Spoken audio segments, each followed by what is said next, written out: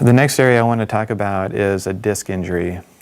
Now, these are most common from the ages of 25 to 50, but it's possible to have one before or after that time. Usually it happens kind of with a quick onset of pain down your leg. You may have some back pain along with that, but if you are experiencing pain down one or both of your legs, and it seems like it's related to a specific onset, then this is the right group of exercises for you. You may find that you're off to the side a little bit, that you can't straighten up all the way, and to do so increases that pain. And so we want to talk a little bit about that and what you can do to start getting things moving in the right direction. The main thing is to avoid symptoms that go down your leg. And so anything that you're doing, whether it's with the exercises that we're going to go over, or even sitting or standing, is to avoid anything that causes an increase in those symptoms down the leg. Now Darren's helping me with some exercises here. If you want to lay on the floor, that would be ideal, just to have a firm surface with a little bit of cushioning. But let's assume that he has symptoms down his right leg for the sake of the exercises that we're going to do. And the first thing is, as you're lying down, get relaxed. And so if you need to put a pillow underneath your head, sometimes this position is still uncomfortable, and it would actually be more comfortable to bring the legs up. And so if you're at home and you have a couch, you can slide right up to the couch and put your feet up on the couch cushion, just to put it in the most relaxed position possible. We're going to assume this works for him. Now, again, the first thing I want to go over with you is that pelvic tilt exercise. And what he's going to do is tighten up those abdominal muscles, and as he tightens up, that pelvis is going to move a little bit.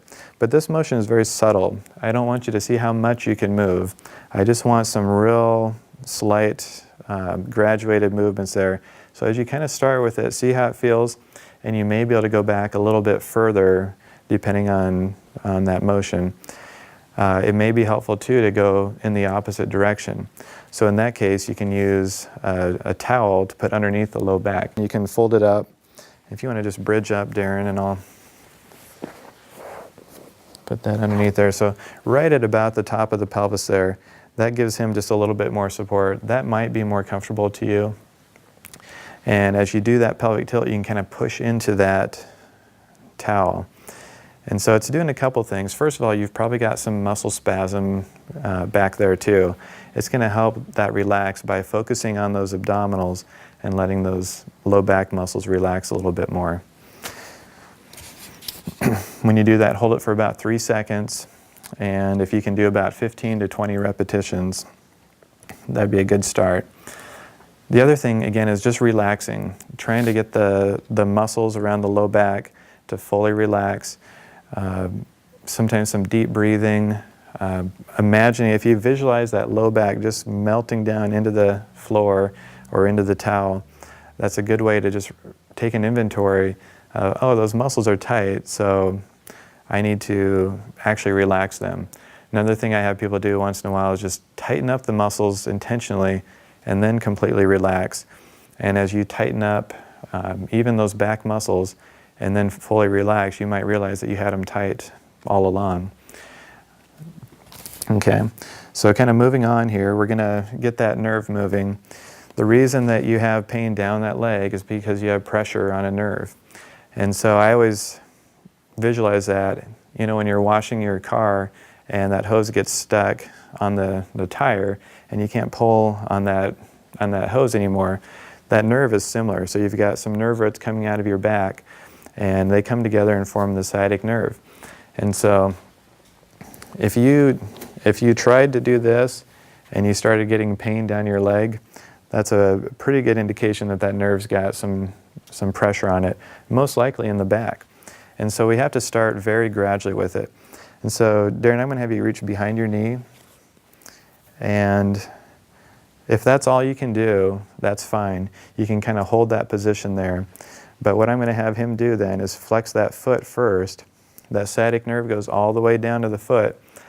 You flex that foot and then just gradually extend that up. we're tugging on that nerve a little bit. And let's stop right there, because chances are that's already putting some good tension on that nerve.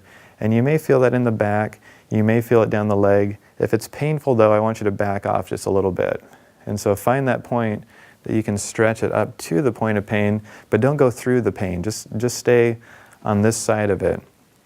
Okay? Hold that for about 15 seconds, and then you can let that back down.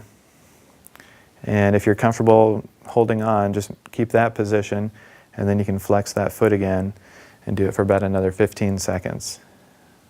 So once you feel that pull, hold it there.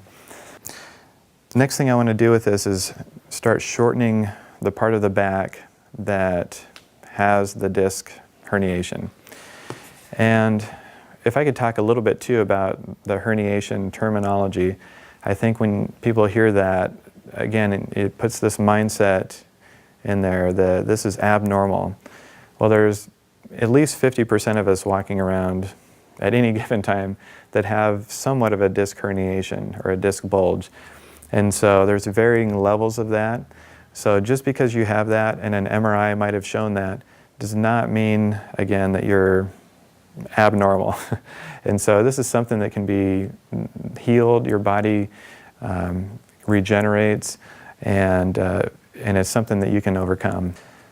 And so the next exercise, I'm going to have Darren flip over onto his front side, but I think a pillow is helpful to help support that. And so let's go ahead and flip over, and we'll put this right underneath your waist. And just be comfortable with your arms. You can do whatever you want with them. If you want to turn your head or look down, whatever's going to help you relax the most with your neck. So right away in this position, this low back is going to be shortened. This might be about all you can tolerate. For some people, it's more comfortable though. And so if you get into that position and you already feel like you're more comfortable, that's a really good sign. To shorten that tissue, we're going to try to do a little bit of a backward bend. And so, Darren, I'm going to have you get your elbows underneath you there, and it's going to let that low back stretch out some. Now, you may not be able to do this right away, but if you can do this and it actually relieves your symptoms, you're on a really good track for getting everything reduced. Now, it's not like we're pushing that disc back in. You know, you can't push toothpaste back in the tube, but what it does is it shortens that tissue that's injured. And so this is a really good position to spend some time in, because it allows your body to heal up with that disc in a shortened position, which is ultimately what we want. We don't want everything to be stretched out.